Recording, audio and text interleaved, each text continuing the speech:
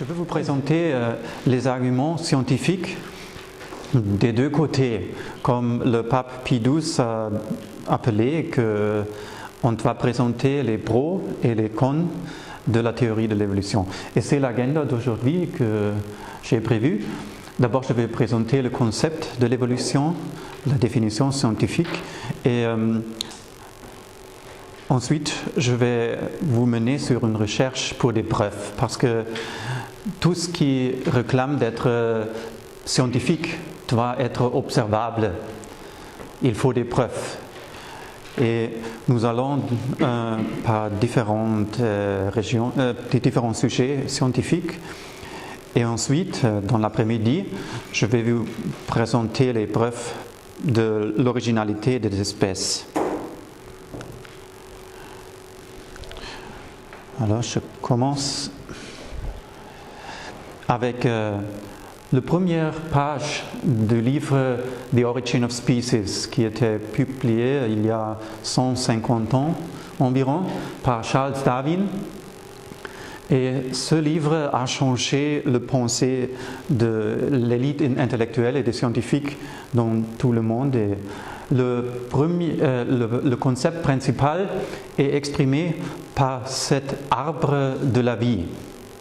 Et cela nous enseigne que, au début, il n'y avait qu'une forme de vie très simple, une cellule par exemple, qui, au cours du temps, s'est dispersée dans différentes directions. Et c'est pourquoi aujourd'hui, et nous sommes ici, nous avons la diversité que nous observons dans la nature. Et les mécanismes qui ont conduit ce processus étaient surtout la mutation et la sélection. Par ces deux principes, selon Darwin, on peut changer l'ADN. La mutation, ce sont des petites erreurs en copie, si des organismes font des copies de l'ADN. Et la sélection, c'est le mécanisme qui choisit entre les petites variations, à cause des petites erreurs, ceux qui sont les plus aptes dans la lutte de survie. Et c'est pourquoi il faut la mort pour avancer l'évolution. Parce que sélection, ça veut toujours dire éliminer les moins aptes, et favoriser ceux qui sont plus forts, qui sont plus vite, qui sont plus sains, qui ont plus de sainteté et qui sont plus résistifs contre des bactéries ou quelque chose. Ça peut être très différent, mais toujours plus apte et toujours tuer les moins aptes. Et avec ce mécanisme, l'arbre de la vie, selon Darwin, s'est produit. Alors, maintenant, nous allons dans les différents sujets de la science où des preuves ont été proposées. Et je vous laisse à vous-même de juger quelle valeur ces preuves ont pour nous. D'abord, commencer avec la génétique moléculaire. C'est la science qui s'occupe des comparaisons entre les molécules dans l'homme ou dans les autres créatures pour en déduire des relations d'un commun ancêtre. Et vous connaissez surtout cette fameuse comparaison entre l'homme et le singe.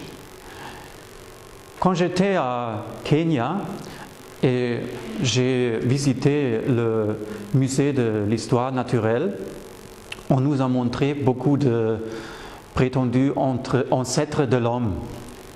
Et j'ai demandé au guide, où est-ce que vous voyez une preuve que c'est vrai que nous venons vraiment du singe? Et la réponse que j'ai reçue était, l'homme et le singe ont 99% des gènes ensemble. Je crois que quelqu'un d'entre vous avait déjà entendu cela. Chacun?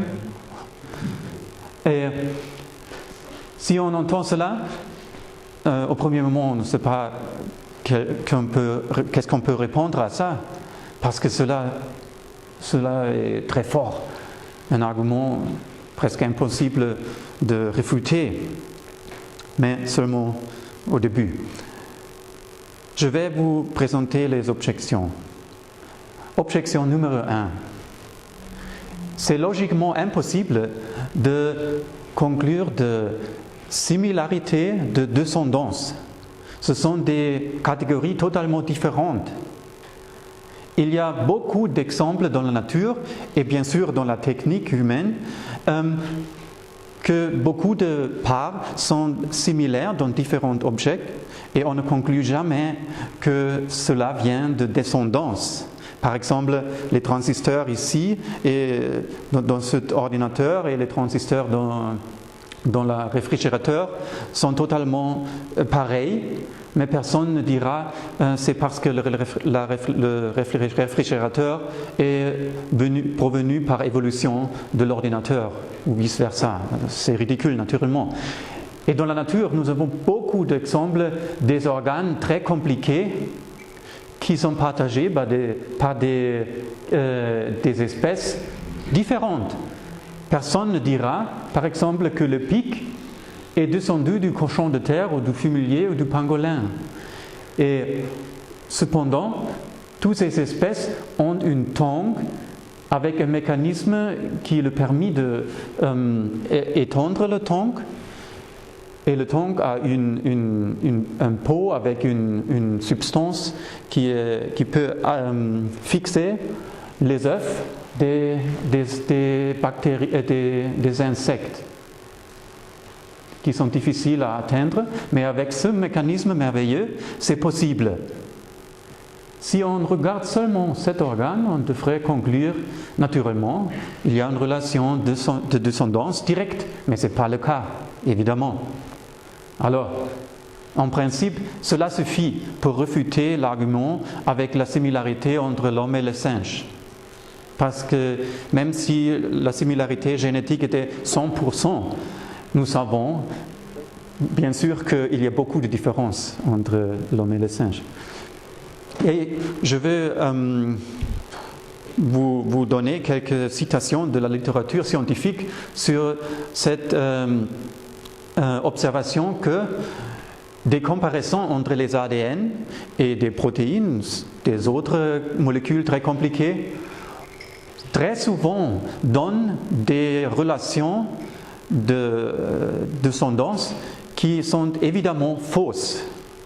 Par exemple, dans New Scientist, Roger Levin a dit « La musaraignée éléphant, placée par l'analyse traditionnelle, c'est comparer la morphologie, la forme, dans l'ordre des insectivores, est en fait plus apparentée au vrai éléphant. » Pouvez-vous croire cela? Selon les comparaisons entre l'ADN, le musaraignée éléphant est plus apparenté au vrai éléphant qu'aux autres insectivores. C'est évidemment faux.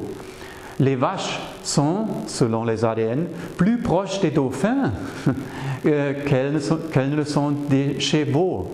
Impossible. L'ornithorynque est sur un pied d'égalité d'évolution avec les kangourous et les koalas. Quelque chose est faux avec ces comparaisons. Et un résultat plus récent, en 2002, le Mouse Genome Sequencing Consortium a publié que la souris a 99% des gènes ensemble avec un gène humain. Ça veut dire que la souris provient de l'homme? Sûrement pas. Où est la faute? On continue avec une preuve mathématique que comparer des molécules, ici des protéines, ne prouve pas la relation de descendance.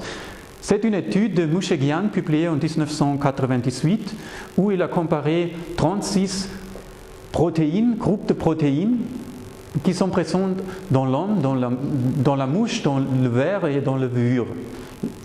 Et il a constaté que 24 protéines ont une similarité qui mène à ce arbre de descendance. Il faut lire cela comme ça. La longueur de cette ligne, ça correspond à des sections dans les molécules qui sont pareilles. En d'autres mots, l'homme et la mouche ont cela ensemble et cela ensemble. Mais cela et cela n'est pas pareil dans ces deux. Ça veut dire l'homme et la mouche ont ensemble beaucoup de sections dans ces 24 protéines. Cela mène à cet arbre de descendance. Mais dans les mêmes créatures, nous trouvons 11 protéines qui donnent un arbre de descendance totalement différente. Et encore une autre protéine encore différente. C'est impossible que les protéines disent quelque chose de la descendance parce qu'ils disent des histoires différentes. Et ici, dans Annual Review of Ecology and Systematics, Takahata a écrit « Même avec les données de séquences d'ADN, nous n'avons pas d'accès direct au processus d'évolution, si bien qu'une reconstitution objective d'un passé disparu ne peut être réalisée que par une imagination créatrice, et ce n'est pas l'observation. » Et ici, c'est la réponse pourquoi il y a des résultats si étranges. L'ADN poubelle. On a pensé que dans l'ADN, il y a beaucoup de sections qui n'ont pas de fonction. Ils sont poubelles, l'ADN poubelle, perdu sa fonctionnalité au cours de l'évolution. Et aujourd'hui, nous portons encore beaucoup dans nous de cet ADN poubelle. Mais la science a avancé et on a trouvé qu'il y a des fonctionnalités ici. En Science, le fameux journal scientifique en 1994, assez de gènes ont déjà été découverts dans le tas d'ordures génétiques pour montrer que ce qui était autrefois considéré comme des déchets est définitivement transmis dans le code scientifique. Et John Mattick, qui est un des chercheurs les plus importants sur la fonctionnalité de l'ADN poubelle, il disait « Le refus de la reconnaissance des implications de l'ADN non codantes passera à la postérité comme la plus grosse erreur de la biologie moléculaire. »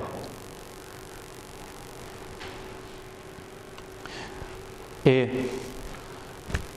cela nous étonne pas que des nouvelles recherches sur la différence entre l'homme et le singe mènent à totalement différents numéros. Par exemple, en Science, en 2007, le journal a rapporté que la différence de 1% entre l'homme et le singe, c'est un mythe. Ironiquement, c'était le journal du Science qui a publié cette différence quelques années plus tôt. Mais le journal a dit que, faites attention, nous n'avons examiné pas tout le génome, mais seulement 3%. Les 97%, on a considéré poubelle, ADN poubelle. Seulement 3% ont été pris pour dire l'homme et le singe ont 99% des gènes ensemble. C'est une mathématique qui ne marche pas naturellement. Le journal a dit, mais ceux qui ont lu le journal et qui l'ont publié dans le musée, dans la télé, dans les manuels, n'ont pas lu exactement ce qu'on a écrit. Et d'autres résultats, dans Nature, en 2005, 4% de différence, et Hahn et al. 2006, déjà 6,4%, et Geschwind et al. 2006, 17,44% de différence. Alors, comme nous n'avons pas vu une preuve pour l'évolution dans la génétique moléculaire, nous avançons à l'embryologie. L'embryologie, c'est l'étude du développement de l'embryon. Et qu'est-ce que c'est à voir avec l'évolution? C'est très important parce que on a dit qu'il y a une loi biogénétique. Ernst Haeckel l'a proposée. Et avec cette fameuse phrase, l'ontogénèse récapitule la phylogénèse. Ça veut dire, l'ontogénèse, c'est le développement de l'embryon dans le ventre. Et la phylogénèse, c'est le développement évolutionnaire du cellule jusqu'à l'homme. Et puis, cette phrase nous dit, ce qui se passe dans l'entraille, cela est une répétition de toute l'évolution. Et Julian Huxley, qui était un des promoteurs les plus importants de l'évolution, il a souligné l'importance de cette loi. Il écrit en 1958, ça veut dire après 100 ans de recherche pour des preuves pour l'évolution. Il dit cela. L'embryologie nous donne la plus frappante preuve de l'évolution. Beaucoup d'animaux qui sont extrêmement différents quand ils sont adultes sont difficiles à différencier en tant qu'embryons. Vous-même, quand vous étiez un jeune embryon, ressembliez beaucoup aux embryons de lézards, de lapins, de poulets, de chiens, de mers et autres vertébrés. La seule explication raisonnable est que nous, les vertébrés, nous sommes tous apparentés par une même ascendance. Cela après 100 ans de recherche, la preuve la plus frappante. Et en quoi consistait la preuve? En ces dessins de Ernst Haeckel. Cela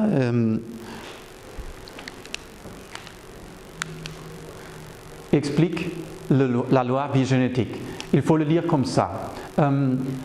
Vous trouvez ici une succession du développement du poisson, du salamandre et toutes les autres créatures, et ici de l'homme. Dans la première ligne, vous voyez le même stade de développement. Et cela représente un stade de développement plus tard et encore plus tard. Vous voyez ici, ils sont très différentes, mais le plus vous venez, vous allez, vous voyez qu'ils sont pareils, totalement similaires. Alors, similaires à l'embryon du poisson. L'homme ressemble au poisson. C'est le message, publié jusqu'à au jour d'aujourd'hui. Mais c'est un dessin seulement. Et déjà dans le temps de Ernst Haeckel, il y avait des personnes scientifiques qui ont objecté, mais quand même, Ernst Haeckel avait du succès et a influencé le monde par cela. Il a fallu 120 ans jusqu'à un scientifique, un évolutionniste, a fait le devoir de prendre les embryons de différentes créatures, espèces dans le même stade de développement et faire des photographies avec des méthodes modernes, des microscopes modernes qui n'étaient pas disponibles au temps de Haeckel. Et ce sont les résultats. Vous voyez ici les embryons de chiens, moutons, fourmiliers, rats, lièvres, hérissons et de l'homme. Et vous voyez beaucoup de différences. Il faut regarder ces structures ici. Ils sont totalement différents. Et c'est publié en Anatomy and Embryology par Michael Richardson. Et ici, ce qu'il a trouvé sur l'emploi, l'oreille, l'esturgeon, la grenouille, le saurien, la poule, l'opossum et le chat. ce n'est pas ce que la loi bigénétique a prédit. Et ici, une comparaison directement des dessins de Ernst Haeckel avec la réalité. Cela n'appartient pas à l'embryon. Il faut regarder les petites structures. Qu'est-ce qui s'est passé? Pourquoi ces différences? Michael Richardson a expliqué dans une interview avec The Times London en 1997, il dit « C'est un des pires cas de fraude scientifique. Découvrir que quelqu'un qu'on pensait être un grand scientifique mentait délibérément est choquant. Ce Haeckel a fait consistait à prendre un embryon humain et à le copier, en prétendant que le salamandre et le porc et tous les autres se ressemblaient au même stade de développement. Ils ne se ressemblent pas, ce sont des contrefaçons. » C'est la preuve la plus frappante après 100 années de recherche. Cependant, jusqu'à nos jours, il y a des partisans de cette loi qui, au moins un petit peu, veulent sauver cette loi. Et ils ne regardent plus tout l'organisme, mais seulement quelques parties. Par exemple, ils disent que l'homme a une queue quand il est un embryon. C'est une preuve de l'évolution. Voici Wikipédia de 2016 sur la théorie de la récapitulation. On y lit « À un certain moment dans son développement, l'embryon de l'être humain a des fentes branchiales et une queue identique à celle de poisson. Cette caractéristique est partagée par tous les vertébrés dans le poulet. Ceci permet de constater que le poulet et les humains auraient un ancêtre commun avec les poissons. Cette caractéristique constitue donc une certaine récapitulation de l'évolution de l'espèce malgré le fait que ce ne soit pas une récapitulation précise de tous les changements phénotypiques menant à l'organisme actuel. La récapitulation est donc assez importante car bien qu'elle soit peu présente, elle prouve que des groupes très éloignés ont une même origine. Vous voyez ? Ce n'est pas encore disparu. C'est la même manière de penser que celle de Ernst Haeckel. Alors, qu'est-ce qu'il dit? Il dit qu'il y a des fentes branchiales dans l'embryon humain, ici. Et bien sûr, si vous avez une certaine distance et vous voyez cela, il semble un peu comme des fentes. Mais, comme Hickman a dit dans Integrated Principles of Theology en 2001, les fentes branchiales ne servent pas à une fonction de respiration, ni dans l'embryon, ni dans des adultes. Le propre nom, c'est arc pharyngé.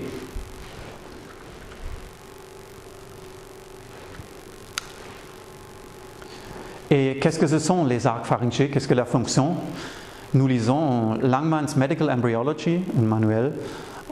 Les arcs pharyngés ne contribuent pas seulement à la formation du cou, mais jouent aussi un rôle important dans la formation du visage. À la fin de la 4e semaine, le centre du visage est formé par le stomodium entouré par la première paire d'arcs pharyngés. Un autre exemple,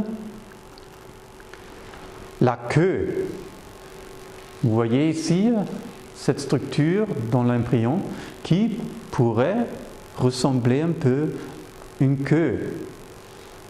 Et c'est cela qu'on dit beaucoup aujourd'hui. Mais regardez, qu'est-ce que c'est? Voici des images faites par un instrument moderne avec Nuclear Magnetic Resonance. Cela a permis de regarder des corps sans les détruire.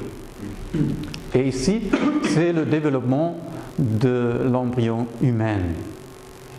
Et ici, c'est ce que quelqu'un pourrait appeler une queue. Mais regardez ici, qu'est-ce qui se passe? C'est le premier stade et plus tard, tous les autres organes se développent. Et qu'est-ce qui se passe avec la queue? La queue reste comme elle est, mais les autres organes se développent ici. Ça veut dire cette queue est toujours là, mais il n'est pas de queue. Il est seulement cette partie de notre corps qui se développe le plus tôt, le plus avancé. Et toutes les autres parties d'ici viennent plus tard. C'est tous. Et il y a des personnes qui peuvent l'exprimer un peu plus clair que moi. Dans les manuels scientifiques, in Human Embryology et Teratology, Ray Haley a écrit « Des centres vertébrales surnuméraires qui dégénéreraient plus tard ne sont pas présents dans le queue. Et du coup, il n'existe pas de queue. » Et il écrit « Le bout caudal paraît se terminer en pointe particulièrement à 5 semaines parce qu'il ne contient que tube neural. Mais ce n'est dans aucun sens une future queue vertébrale. »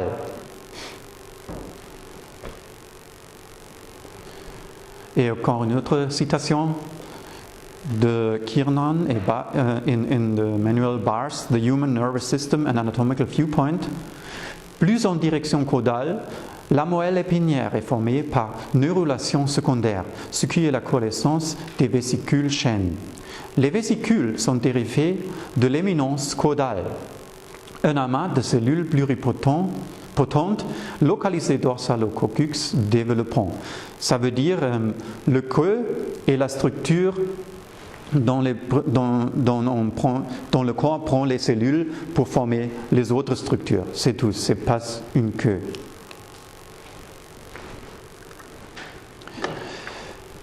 Quand même, comme vous l'avez vu, jusqu'à aujourd'hui, cette loi est présente et Walter Bock a déjà écrit en Science dans l'année 1969 qui plus est, la loi biogénétique est tellement enracinée dans la pensée des biologistes qu'elle ne peut pas être arrachée malgré la preuve par de nombreux chercheurs subséquents de sa fausseté. Avancer avec l'anatomie.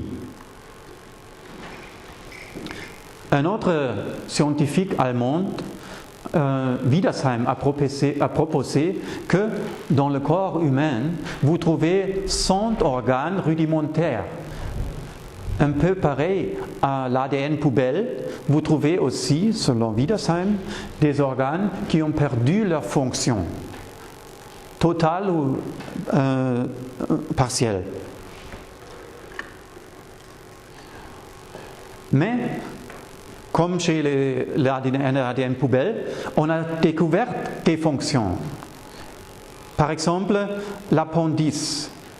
L'appendice n'est généralement pas considéré comme ayant une fonction importante. Cependant, des preuves récentes montrent qu'elle est impliquée dans les mécanismes immunitaires. Et un autre exemple, les amygdales. L'ablation des amygdales est l'opération chirurgicale la plus fréquente. Les médecins croyaient autrefois que les amygdales étaient des vestiges inutiles de l'évolution et que leur ablation ne pouvait pas être nuisible. Mais la science a avancé et on a découvert qu'aujourd'hui, il est de toute évidence qu'il y a plus de troubles dans l'appareil respiratoire supérieur après ablation des amygdales qu'avant leur ablation. Et les fonctions qu'on a découvertes, en plus de générer des lymphocytes, les amygdales sont actifs dans la synthèse d'hémoglobine. Et ici, on trouve la réponse à la proposition de Wiedersheim de déduire de ne pas trouver une fonction qu'il n'y a pas de fonction. C'est très simple de reconnaître que c'est faux. Par exemple, si vous ouvrez une voiture et vous voyez beaucoup de mécanismes que vous ne comprenez pas, vous ne conclusez pas qu'ils n'ont pas de fonction parce que moi, je ne comprends pas. Mais c'est exactement cela que beaucoup de scientifiques ont fait jusqu'à aujourd'hui. Mais dans ce journal évolutionniste même, c'est admis que c'est faux. En compilant sa longue liste d'organes vestigiaux, Wiedersheim était largement dans l'erreur. La plupart de ces organes ont une fonction à un moment donné de la vie.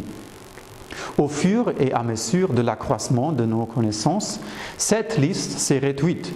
Wiedersheim en avait cité une centaine chez l'homme. Des auteurs récents citent 4 ou 5. Même cette courte liste est aujourd'hui remise en question. Et il dit, un tel argument par ignorance ou du fait de résultats négatifs n'est pas valide scientifiquement et ne peut pas prendre place dans la science empirique. Dans la mesure où il n'est pas possible d'identifier de manière certaine des structures inutiles, et dans la mesure où la démonstration n'est pas scientifiquement valide, je conclus que les organes dits résiduels ne fournissent pas d'évidence particulière pour la théorie d'évolution. Alors, un autre sujet scientifique, la paléontologie, pour chercher des preuves. La paléontologie s'occupe des strates sédimentaires qu'on peut voir aussi dans cette région ici. Vous voyez des couches parallèles partout dans la nature qui s'étendent sur beaucoup de kilomètres, une couche après l'autre. Et la théorie dit que les couches plus bas sont plus vieux et celles plus hautes sont plus jeunes. Et souvent, vous trouvez des fossiles avec une préservation extraordinaire. Et comme vous l'avez déjà vu, ces couches sont classifiées et on y attribue un certain âge qui est mesuré par la radiodatation. C'est une technique qui est redoutable parce qu'on ne peut pas calibrer cette technique. Et comme il semble que de certaines espèces sont trouvées seulement dans des strates, les strates où on trouve les malacostracées, et seulement les malacostracées sont les plus bas, et plus haut, on trouve aussi des poissons jusqu'à les plus hauts, et il faut encore aller plus haut jusqu'à les amphibiens apparaissent, et puis les reptiliens, les mammifères, les oiseaux et les hommes. Si c'est vrai que c'est une succession de temps, la succession des strates, cela apparaît raconter une histoire de la vie. Mais c'est un des cas où nous avons la possibilité de juger une théorie directement par la prédiction. Parce que si c'est vrai ce que Darwin a proposé, que toutes les espèces sont venues par descendance, comme dans cet arbre de vie, il faudrait voir la même chose, un certain arbre de vie, dans des formes fossiles.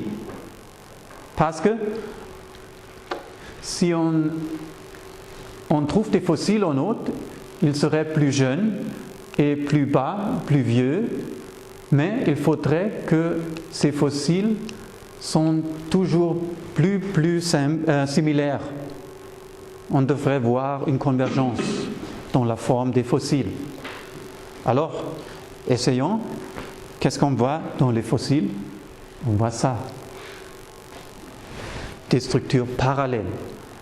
Ils ne deviennent pas de plus en plus proches et plus similaires. Le plus bas on vient. On voit. Ici, c'est pour des groupes de mammifères. Seulement, vous trouverez les mêmes dates paléontologique pour des insectes, pour des plantes, pour des poissons, c'est toujours pareil. Pas de convergence. Jamais. Les léporides restent comme ils sont jusqu'à ce qu'ils disparaissent. Les rongeurs, les primates, les roussettes, les insectivores, les baleines, pas de convergence avec l'un avec les autres. Les éléphants, les vaches marines, nulle évolution. Si ces strates sont vraiment une succession de temps, c'est un argument très fort contre l'évolution. Ici, un autre exemple, les crevettes et les tétrapolides, les myriapodes et insectes, les araignées, ils montrent tous les mêmes structures, pas de change, pas de... Seulement, ces lignes indiquent ce qu'on veut observer pour prouver la théorie de Darwin, mais on n'a pas observé ces lignes. Ils disparaissent ici. Et quelques exemples. Voici des fossiles, c'est un scorpion. Exactement comme les scorpions d'aujourd'hui, rien ne manque, rien n'est en train de s'évoluer.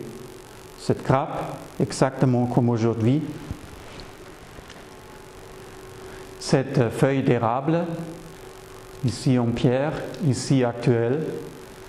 Où est l'évolution? Et cette fougère en pierre, une empreinte exactement comme aujourd'hui. Cette chauve-souris, toutes les structures compliquées pour voler que nous voyons aujourd'hui ont été déjà là quand il était fossilisé. Cette étoile de mer, identique en pierre et aujourd'hui. Cette poisson, vous voyez que les structures sont tous là. Le crocodile, même les trous ici, dans le crâne, sont là. Jamais vous observez une structure en évolution. Une araignée, une chauve-souris, le salamandre, parfait. La libellule en pierre aujourd'hui. Cette poisson. C'est pourquoi il faut admettre cela par les évolutionnistes, comme Niels Eldredge in The Pattern of Evolution. C'est alors une simple vérité qui s'impose que pratiquement tous les membres d'une biote demeurent stables au fond, avec des variations mineures tout au long de leur durée.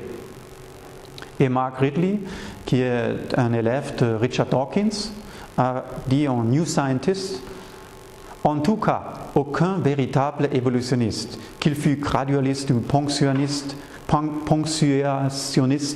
utilise les fossiles comme évidence en faveur de la théorie de l'évolution et contre une création spéciale.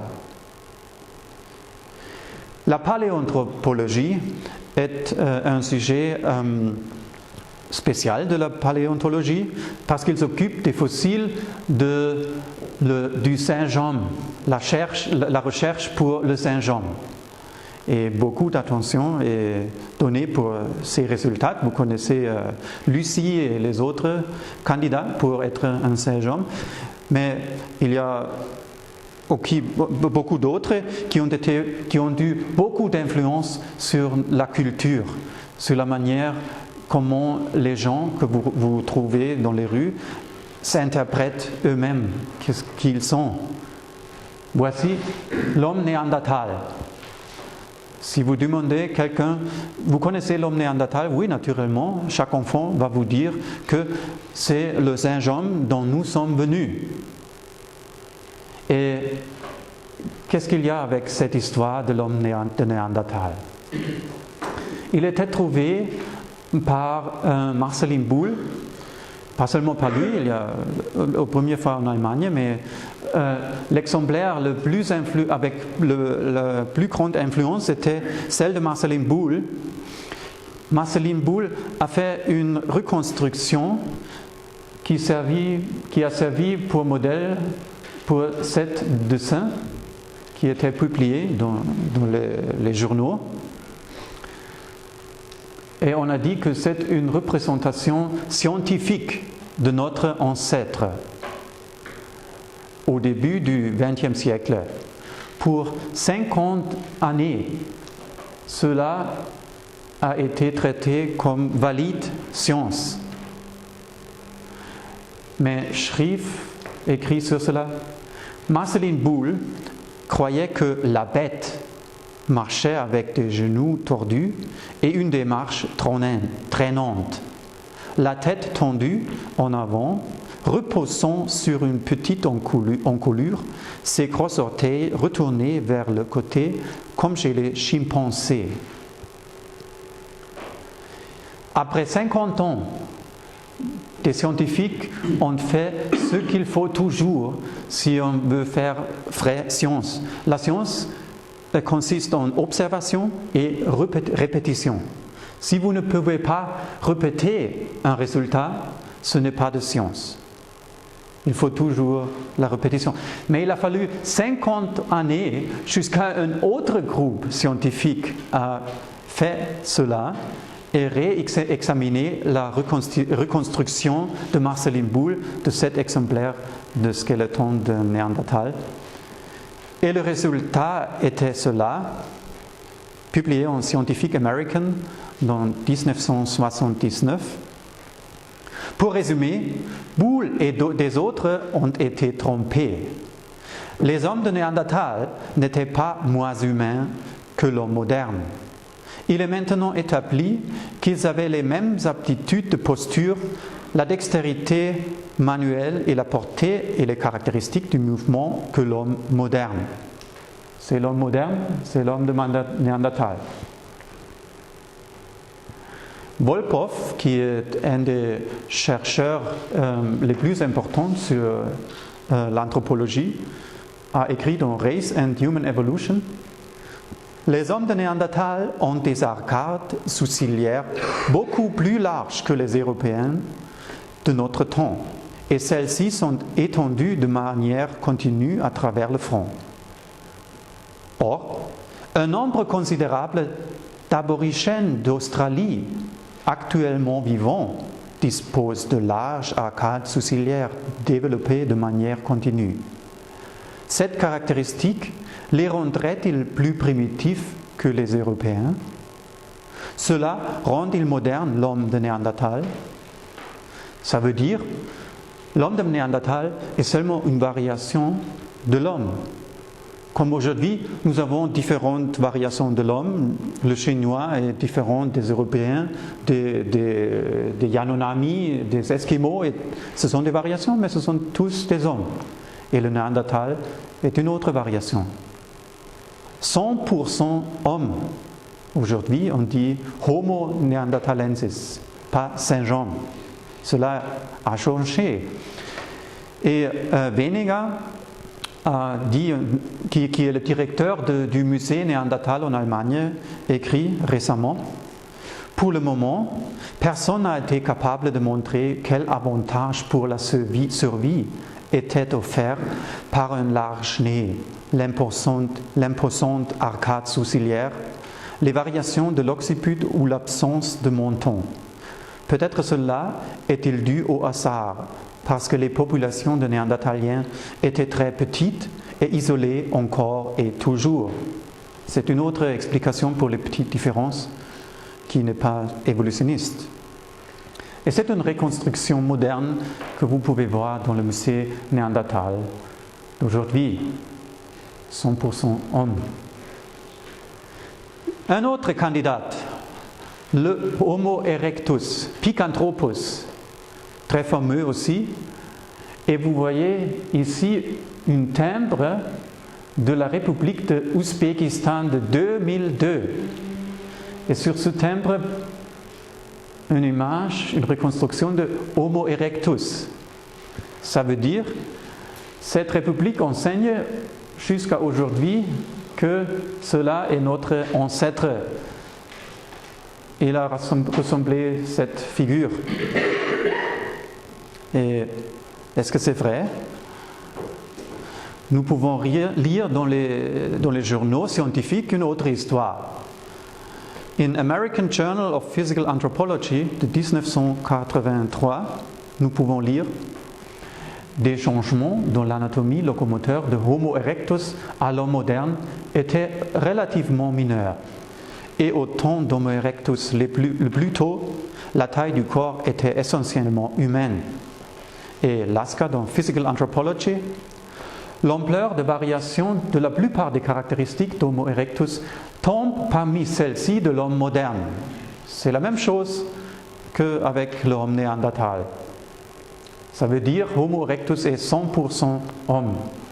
Et Volpov, dans The Origins of Modern Humans, nous regardons la distinction entre Homo erectus et Homo sapiens comme étant problématique, due à la difficulté de distinguer clairement une frontière réelle entre Homo erectus et Homo sapiens. Il faudrait dire cela à ceux qui ont publié le timbre de la République d'Ouzbékistan. Voici un corps. Vous voyez la différence entre la littérature scientifique et à cela que les responsables dans les gouvernements font. Il y a ici un manque d'information.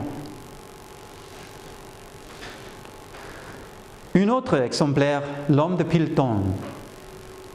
C'était encore un plus grand désastre, surtout dans les États-Unis. Un homme en Angleterre a présenté ce crâne. Et le roi d'Angleterre était très heureux. Et il a mis cet homme à la noblesse pour ce travail, parce que c'est une grande contribution à la culture humaine. Il a trouvé finalement notre ancêtre. Et on a fait des dessins comme ça, Man of Sussex. Et le crâne était publié dans les manuels scolaires dans les États-Unis pendant 40 années. Des générations des élèves ont été étudiés que cette crâne était notre ancêtre.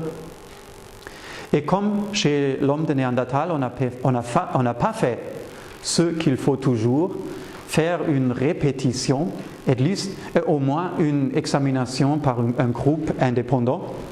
Il a fallu 40 années jusque cela était fait chez le Man of Sussex, chez le Pilton Man. Mais d'abord, une citation de New York Times de 1912. Darwin theory is proved true. La théorie de Darwin est prouvée vraie. English scientists say the skull found in Sussex establishes human descent from apes. Des scientifiques anglais disent que la crâne trouvée en Sussex établit la descendance humaine des singes.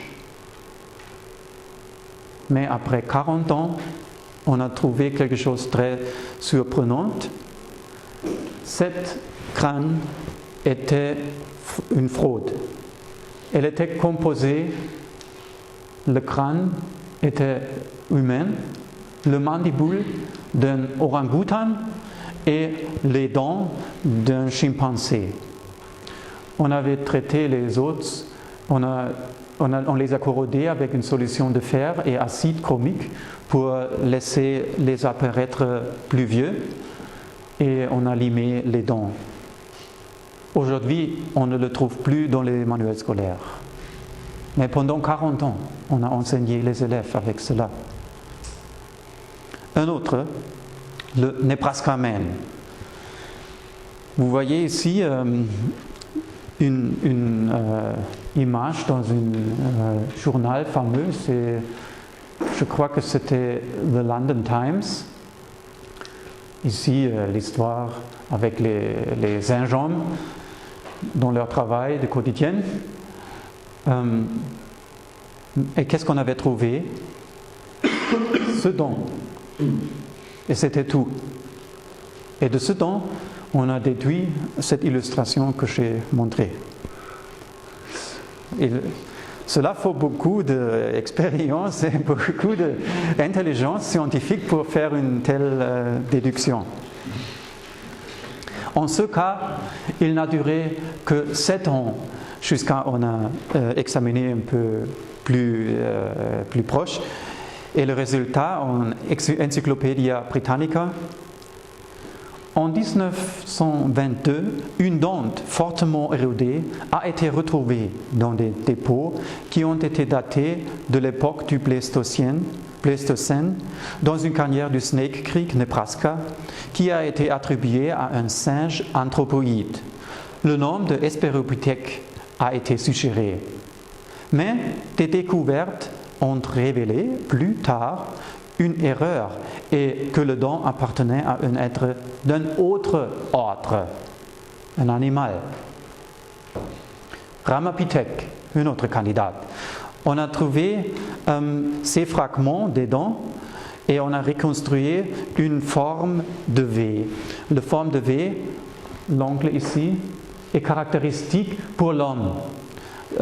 Une structure parallèle est caractéristique pour le singe. Mais sans savoir quel était l'angle, on a publié quel était un V. Voici après nouvelle découverte qu'on a fait sur Ramapithèque, on a trouvé qu'ils étaient parallèles, ça veut dire non humanoïdes. Et le Columbia Encyclopedia admis une définition complète découverte, une dentition complète découverte en 1976 était pourtant clairement non hominidée. Et Ramapithèque est maintenant considéré par beaucoup comme un membre de Sivapithèque, un genre qui est considéré comme l'ancêtre de l'orang-outan et pas singe-homme. Avancé. Les Australopithèques, c'est une variation de squelettons qu'on a trouvé, des fossiles. Lucy est un membre fameux. Charles Oxnard, c'est encore en anglais, ça ne fait rien. Charles Oxnard dit ici, qui est un des chercheurs les plus importants dans la région, dans le domaine des Australopithèques, il dit que, je lis en anglais, some studies show that in some features, in scissors, canines and lower first premolars, the Australopithecines are indeed man-like, and this has been emphasized in the literature. But in other features, remaining premolars and molars, other studies show that they are ape-like. Ça veut dire, en quelques études, on trouve des similarités avec l'homme, et cela a été souligné dans la littérature. Mais il y a d'autres études qui trouvent des différences à l'homme. Et cela est souvent oublié. C'est la même chose, vous vous souvenez de la comparaison entre le pic et les autres créatures avec la tongue. Si on regarde seulement la tongue, on trouve des choses qu'ils sont ensemble. Et on pourrait déduire une descendance. Il faut regarder tout l'organisme.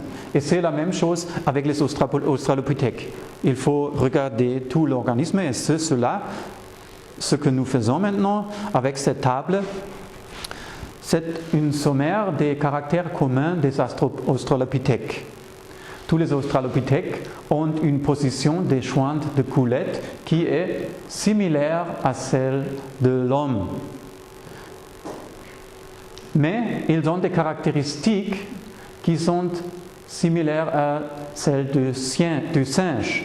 Par exemple, tous les Australopithèques ont des petits joints de coulette, ont une capacité et morphologie cérébrale similaire à des singes, ont un tronc de corps, un dessin de mandication et un thorax similaire à des singes qui se trouvent dans les arbres.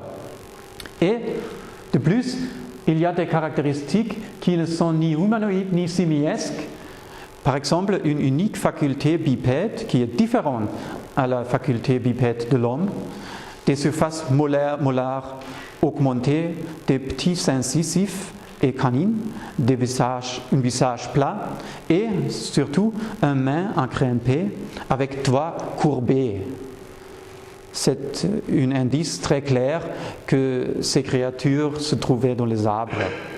En général, on peut dire que la morphologie des Australopithèques était celle des singes. et pas presque homme, comme on le présente aujourd'hui, toujours, mais vous voyez tout à l'heure des citations scientifiques qui contredisent cela. De plus, dans les fossiles, on ne trouve pas de séquences stratigraphiques qui montrent que le plus haut, les caractères sont similaires à l'homme. Je vais emmener cela. Quelques citations sur cela. Charles Oxnard en The Order of Man. Un examen en rétrospectif montre que certaines caractéristiques des Australopithèques ne sont similaires ni aux hommes, aux humains, ni aux singes, mais complètement différentes de tout. Ces créatures possèdent une combinaison de caractéristiques dentaires qui les distinguent des hominoïdes. Et Berger, en Journal of Human Evolution, nous nous interrogeons donc sur la capacité de ce tibia d'un australopithèque à fonctionner de la même manière qu'un bipède humain vivant obligatoirement sur Terre. Australopithecus africanus était extrêmement simiesque dans sa morphologie et peut-être adapté à la vie dans les arbres. Nous sommes surpris que pas une seule caractéristique ne puisse être utilisée pour séparer sans ambiguïté ce tibia de celui du chimpanzé. Et encore, en Science, une découverte de 4 os de pied des australopithèques prouve que le pied de l'australopithèque avait un gros orteil simiesque qui était distant des autres orteils et était très mobile. Son pied diverge seulement d'un petit degré de celui d'un chimpanzé. Bernard Wood, dans Science 2002, j'ai simplement dit à mes étudiants, je suis désolé, mais je ne sais plus comment distinguer l'hominidé, les australopithèques, les plus anciens, du plus ancien ancêtre des chimpanzés. Alors il avoue qu'on ne trouve pas de caractéristiques dans les australopithèques qui le rendent probable que c'est le singe homme que nous cherchons. La dernière, Homo habilis, Homo rudolfensis. Le même Bernard Wood en Science, il a fait une comparaison entre des caractéristiques de l'Homo habilis avec des hommes. Et par exemple, il a comparé le cerveau, le poids, il a trouvé beaucoup de différences, surtout dans les mains et les bras, la relation de longueur.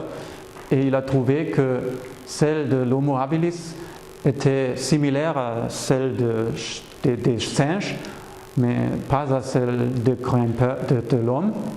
Comme ça, il a tiré la conclusion que Homo habilis devrait être éloigné de Homo et transféré à la famille des australopithèques. Et il arrive à une similaire conclusion pour Homo rudolfensis. Dans Science, en 2003, Blumenschiener dit « Les hominidés possédant un plus petit cerveau et de petits dents qui ont été placés dans la catégorie Homo habilis ne semblent pas appartenir à cette espèce. On pourrait les considérer comme une forme d'australopithèque. » Et ici, quatre autres citations dans la littérature qui donnent des différences entre Homo habilis et l'homme et qui supportent que c'était un singe. Ça veut dire, pour résumer, tous les candidats qu'on a présentés étaient ou bien une fraude ou des singes. Mais jusqu'à aujourd'hui, on n'a pas trouvé des fossiles d'une créature qui était 90% homme. Mais c'est cela ce qu'il faudrait trouver s'il était vrai que nous sommes descendus du singe. La probabilité de trouver des fossiles est très très haut. De trouver cela s'il était vraiment là, s'il existait vraiment. Mais le fait qu'on ne le trouve pas est une contre-preuve. L'heure est passée. Je peux continuer quelques minutes 15 minutes? Oui. Bien, merci. Seulement un mot sur la formation des strates sédimentaires. Vous avez déjà vu la proposition de Charles Lyell que les strates sédimentaires se forment en temps par beaucoup de l'eau qui contient des sédiments qui tombent au fond et l'eau disparaît et les sédiments deviennent des roches. L'eau revient, les sédiments tombent sur terre et la deuxième couche se forme. L'eau disparaît, l'eau revient et tout ça. C'est toujours la même chose. Et comme ça, selon Charles Lyell, vous arrivez à des strates sédimentaires parallèles, mais il a oublié que l'eau, quand elle couvre la terre, normalement n'est pas tranquille. L'eau est en mouvement, et en mouvement très rapide. Et c'est cela que Guy Berthaud a pris en compte quand il a fait ses expériences dans le laboratoire, où il a simulé la situation que vous avez avec l'eau contenant des particules sédimentaires dans l'université de Colorado. Vous pouvez voir ces publications sur cette site internet, sedimentology.fr. Il y a des films qui sont très impressionnants sur le mécanisme de la formation de strates dans un temps beaucoup moins long que les millions d'années. Le mécanisme qu'il a trouvé marche comme ça. L'eau provient de la gauche à la droite et porte des particules de différentes tailles, de différentes densités, par exemple, et les particules sont sorties mécaniquement par le mouvement de l'eau. Et c'est cela comment les strates sédimentaires parallèles se sont formées, verticalement et horizontalement au même temps, et dans un temps très bref. C'était ses résultats. Il a trouvé qu'on obtient des structures parallèles des strates. Ça veut dire qu'il a pu documenter la formation verticale et rapide. Et c'est publié dans des journaux scientifiques. Ici, des strates parallèles. Dans la nature, nous avons beaucoup de supports pour conclure que ce mécanisme trouvé dans le laboratoire était aussi dans la nature. Par exemple, vous trouvez des fossiles des arbres qui passent par beaucoup de strates parallèles. C'est impossible que ces strates ont été déposées en millions d'années, parce que pas d'arbre peut rester si long. C'est beaucoup plus probable que ces structures ont été déposées par le mécanisme de Guy Berthaud. Un autre argument très fort, vous ne trouvez pas d'érosion ou d'irrégularité entre les strates.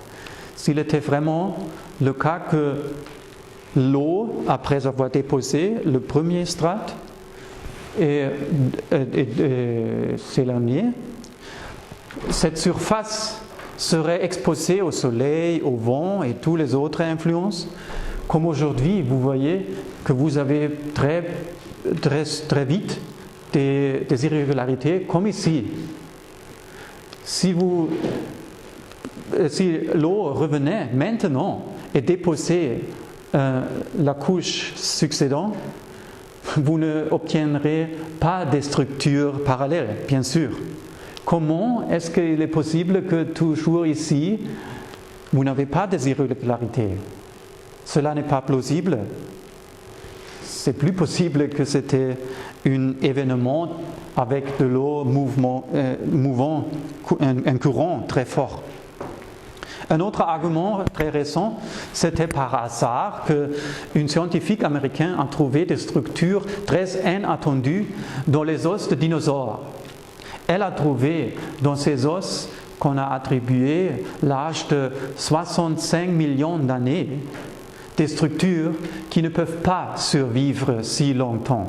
Par exemple, des tissus mous, des protéines intactes, comme le collagène, la kératine, l'hémoglobine, des molécules si complexes et aussi de l'ADN.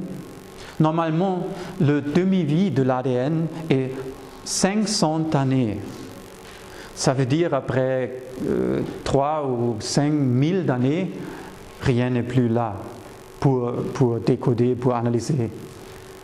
Est-ce que c'est possible que cela reste intact 65 millions d'années?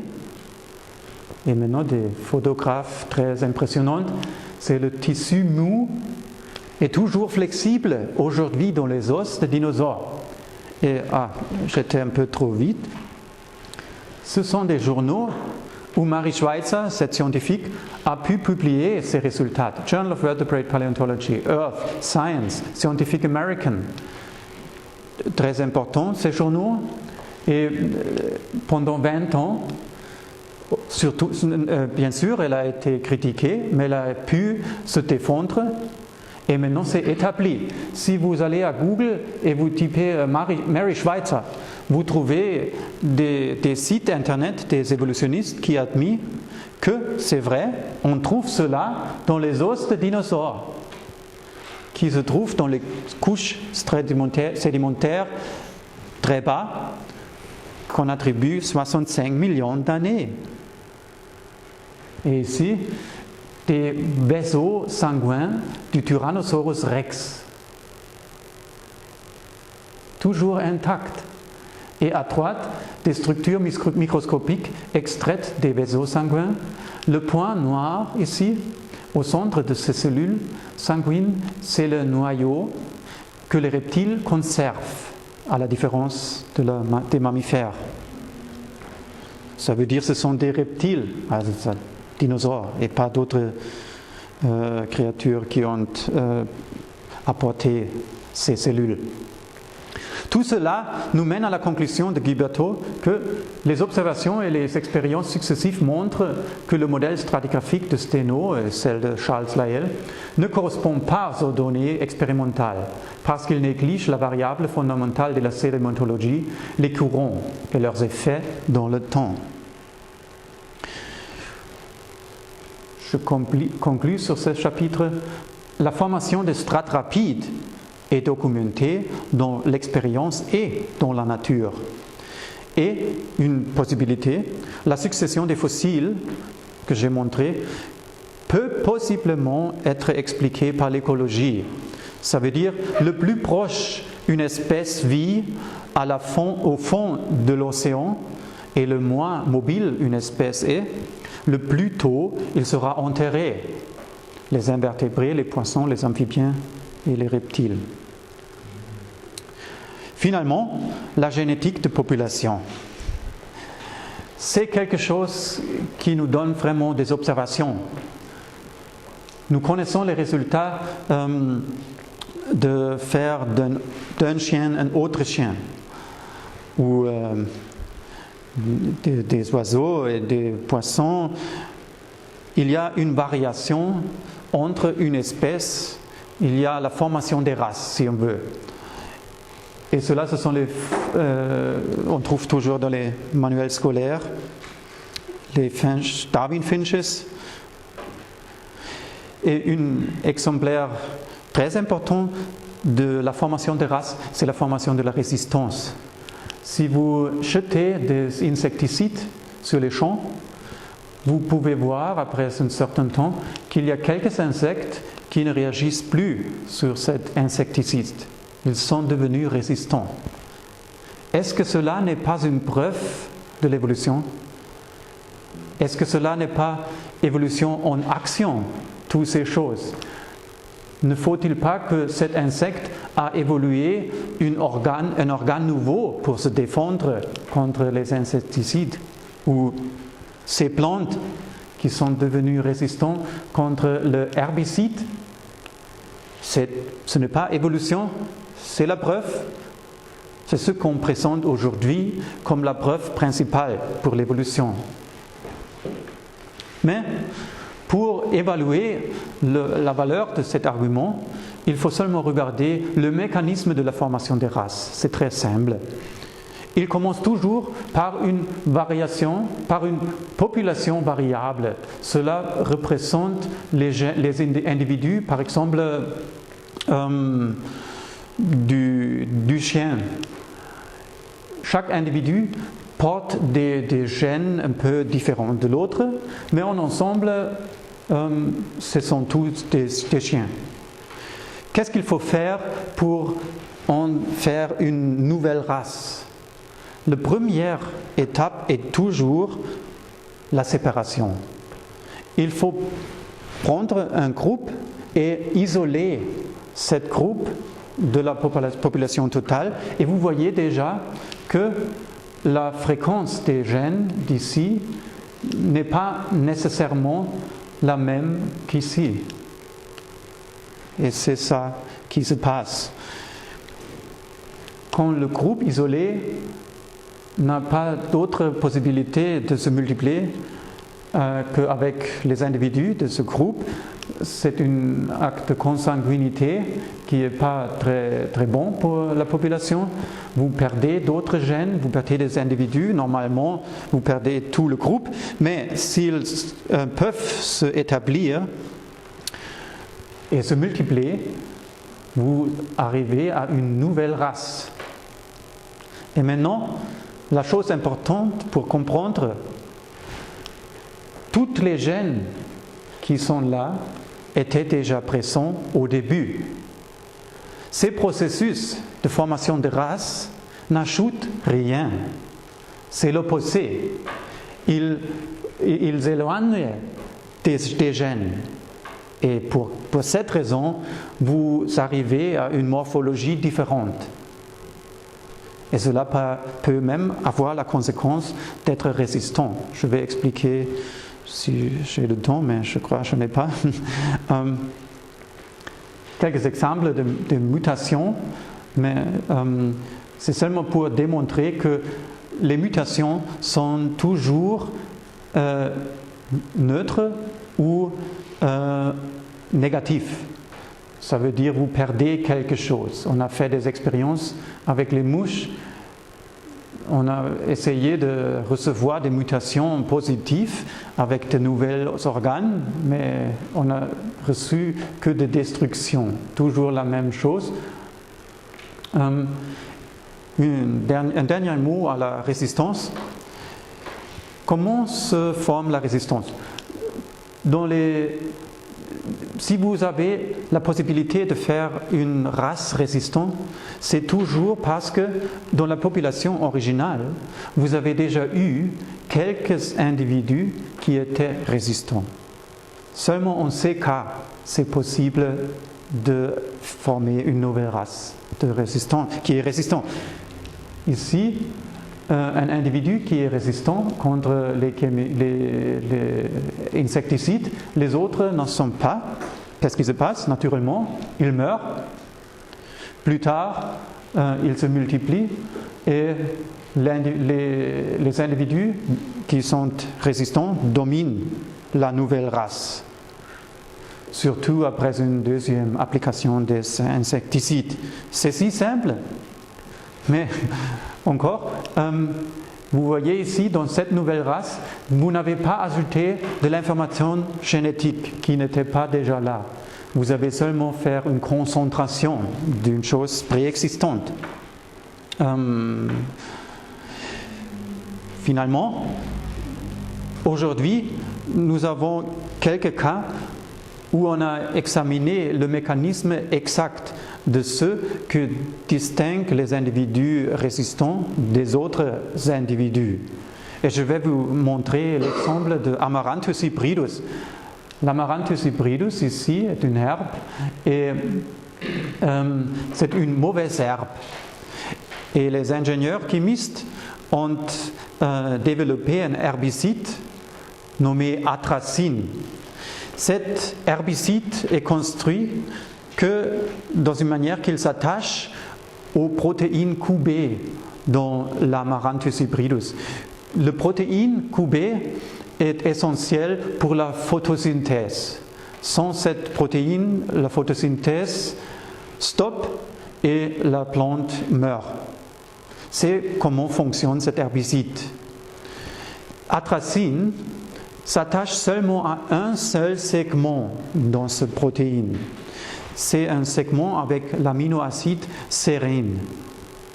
Et dans l'ADN, sérine est codée par la triplette AGT. L'ADN, c'est une très très très longue lettre qui contient qui est une code avec 4 différents symboles. Et A, G, T et C, ce sont des molécules qui sont symbolisées comme ça. Et si la machine qui peut lire l'ADN dans les cellules lit AGT, cette machine construit sérine dans la protéine QB. Mais il y a des individus qui ont une petite erreur dans l'ADN.